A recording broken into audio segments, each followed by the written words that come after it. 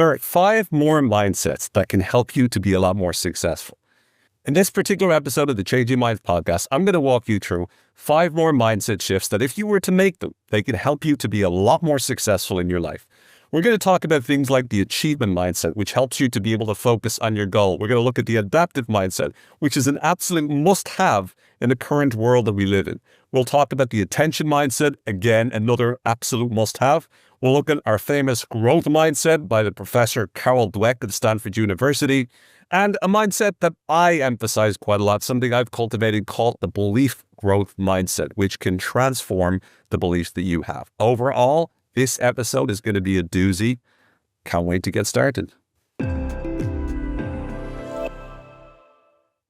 Hello and welcome to another episode of the Changing Minds podcast. My name is Owen Fitzpatrick, and today I'm going to talk you through 5 more mindsets that will help you succeed. On a previous episode, we talked about what I call the 6P mindsets, which is really about particular attitudes or shifts you need to make about things like your perspective or things like focusing on the present in order for you to be a lot more successful. Well, in this episode, I've got 5 more for you. And there's not as much alliteration. The first 3, I'll start with A, and then we've got G, and then BG. But we don't need alliteration for this. We just need to ask the right questions and cultivate the right kind of mindsets, because a mindset can help you to change the way in which you deal with whatever adversity that you find yourself facing, or indeed to achieve the kind of goals that you set for yourself and what you want to accomplish. And so we will start with what I call the achievement mindset, also called the success mindset.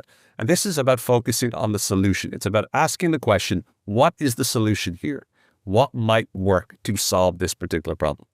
Now, immediately, what can happen is whenever we deal with a particular problem, it can be very easy for us to focus on the problem and immediately start to go, why do I have this problem? It's because of this, it's because of that. And there's an excuse that we could tell ourselves here. We could say, well, the reason I'm focusing on the problem is so I can diagnose it. And once I diagnose it, that I can get rid of it. But invariably, what naturally happens is that we tend to focus on the problem. We focus on who to blame.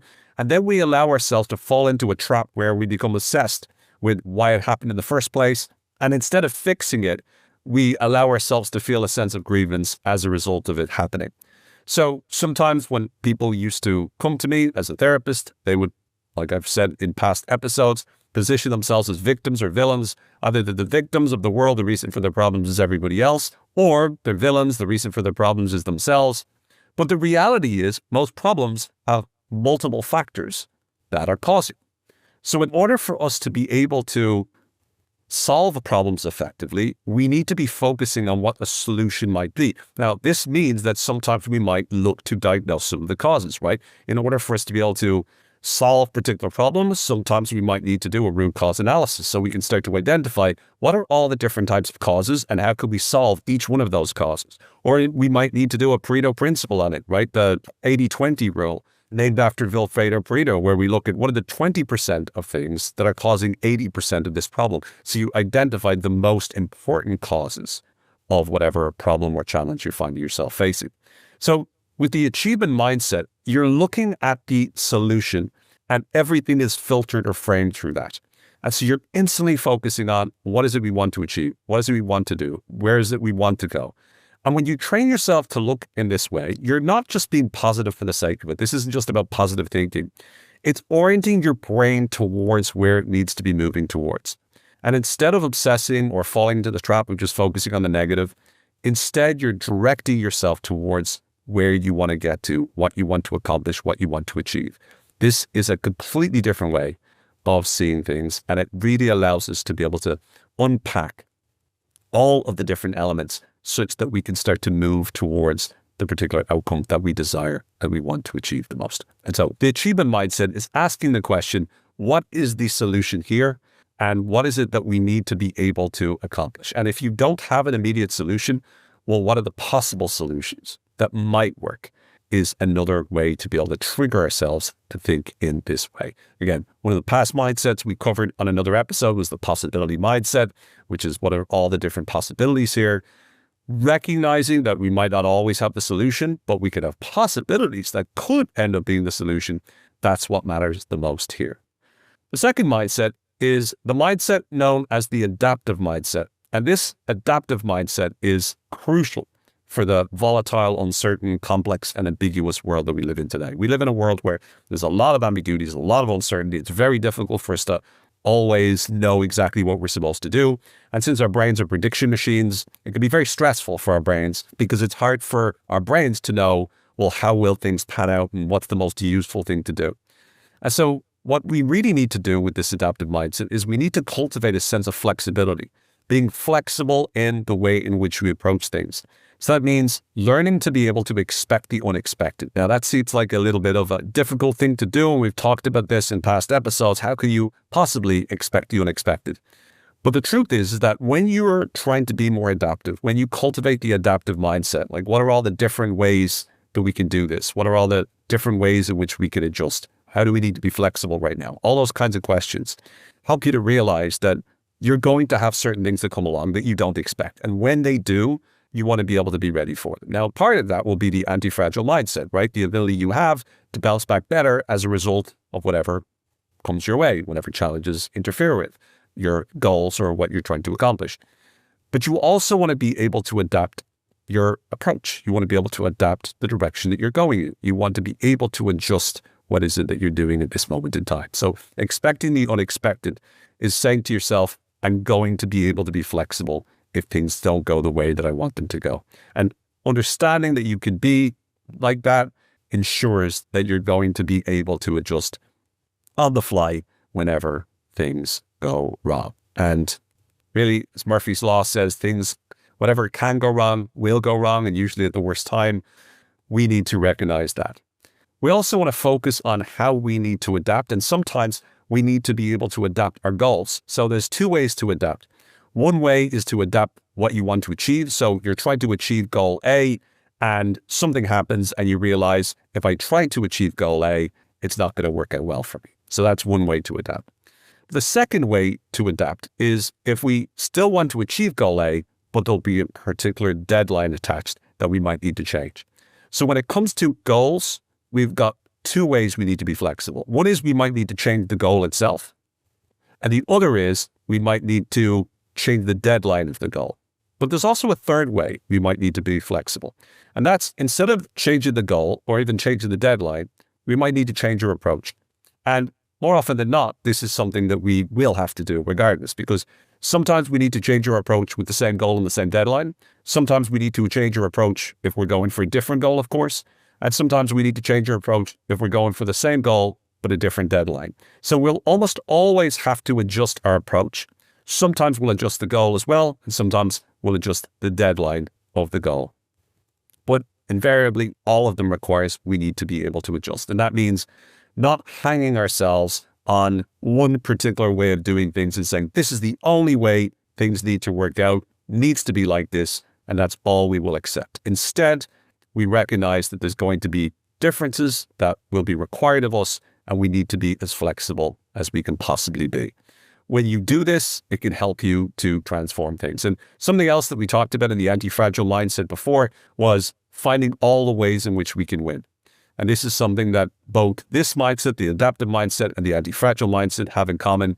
The more ways that you can win, the more flexible you are, the better you're in that particular position, which really can help you massively. So ensure that you've got lots of ways in order for you to be able to be more successful.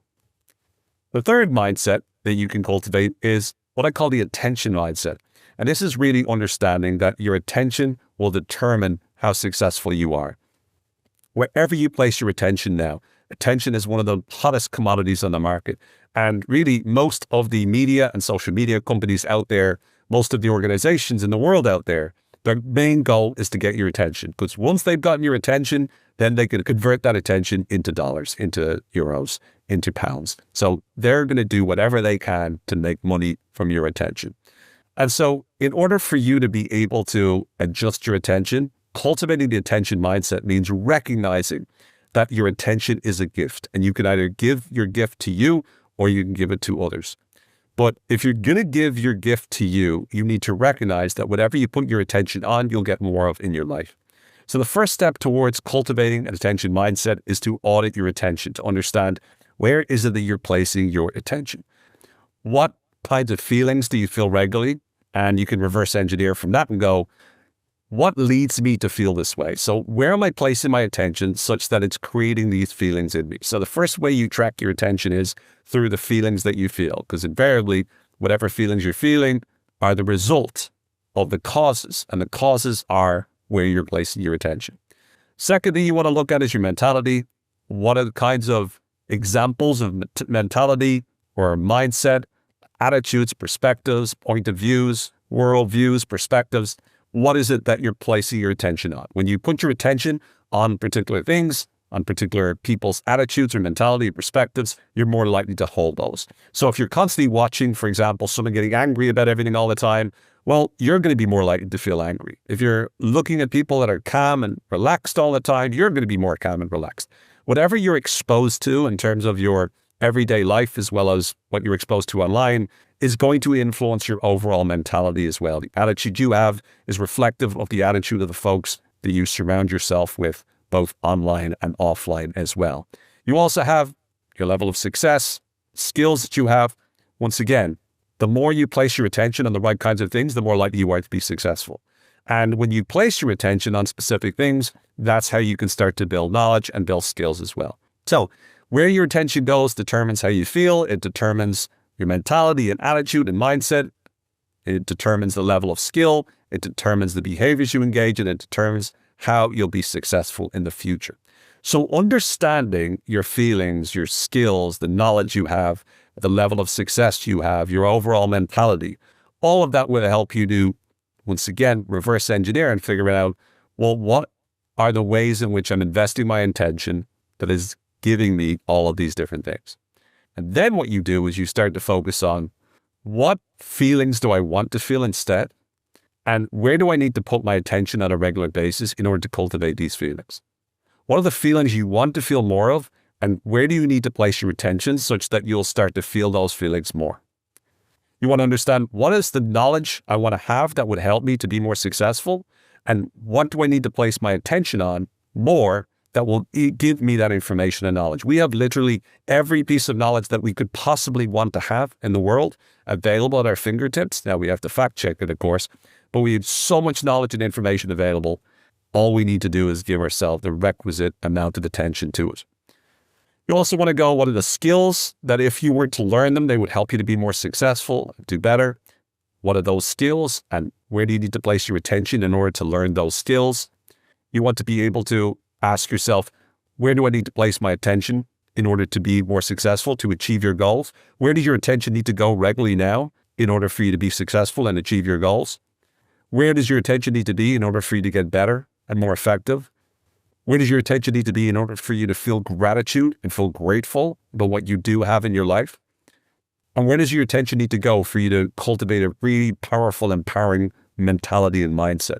Who are the kind of people you need to surround yourself with, both offline and online? Who do you need to engage with? What do you need to be in your mental ecosystem in order for you to cultivate an unstoppable mentality and mindset? These are the kinds of questions that will help you to cultivate the attention mindset. Again, the question is, where are you putting your attention and where could you put your attention? That by doing so, it would positively transform your life in amazing ways. The fourth mindset shift is one of the most famous and most popular. It's the OGs of mindsets. It's called the growth mindset. It's popularized by the work of Professor Carol Dweck at Stanford University. In a nutshell, her work was really around some people have what we call a fixed mindset where they believe this is what I'm good at, this is what I'm bad at, and it is what it is, or this is the level of intelligence I'll always have. Whereas other people have what she calls a growth mindset. And these are people that believe that they can improve their abilities or intelligence, they can work on it. And they really focused on the importance of, if I put in the effort, I can improve. If I take the feedback, I can improve. If I challenge myself, I can improve. Those three elements, challenge, feedback, and effort, are crucial for us to be able to improve. But that belief that I can improve and I can grow and I can develop was a game changer for so many people. By learning this growth mindset, it allowed them to be able to be a lot more successful as a result. So cultivating a growth mindset means that you're asking yourself the question, how can I improve? How can I get better?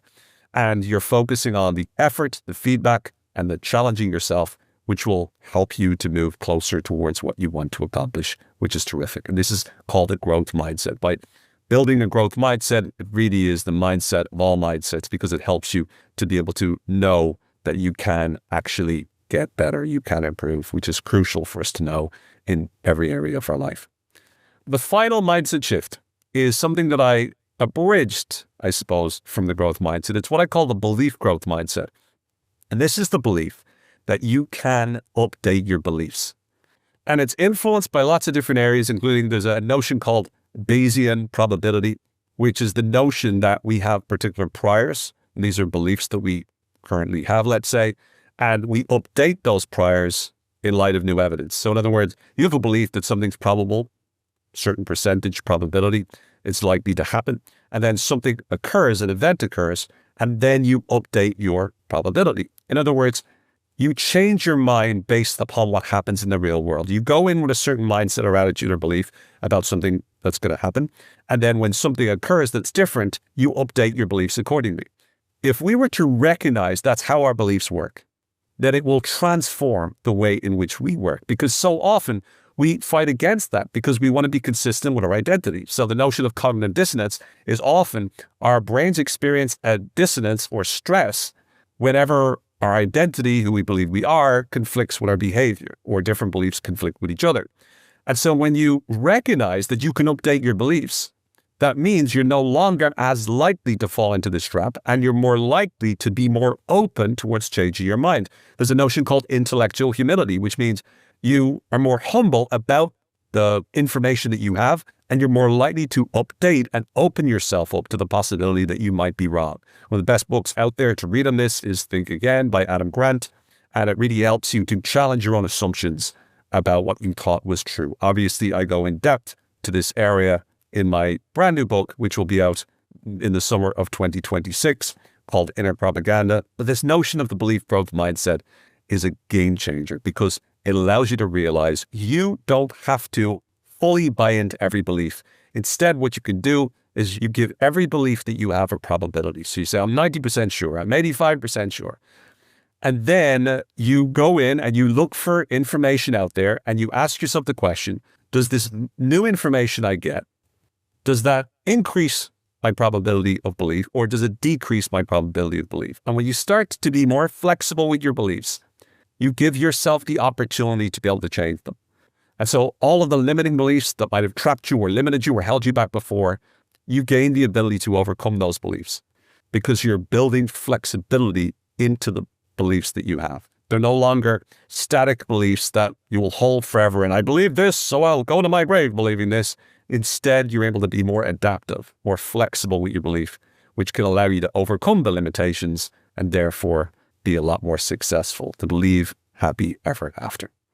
Anyway, I really hope you found these particular mindsets useful. We talked initially about the achievement mindset, focusing on what is it that we need to achieve here? What's the solution here? What might work? We talked about the adaptive mindset. How do we need to adapt and how could we be flexible in this moment? We talked about the attention mindset, which is where do we need to place our attention in order to achieve what we want? We talked about the growth mindset. How can we improve or learn or grow through effort, through feedback, through challenging ourselves?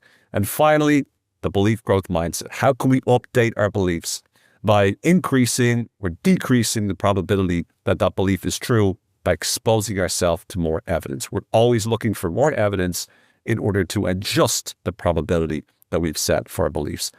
These mindsets can be so effective in helping you be more successful. And I really hope that you find this helpful, useful, empowering, and indeed transformational in your life. For now, I'm Owen Fitzpatrick. Thank you very much for watching. Take care. And as always, may the force be with you. See you next time. Bye for now.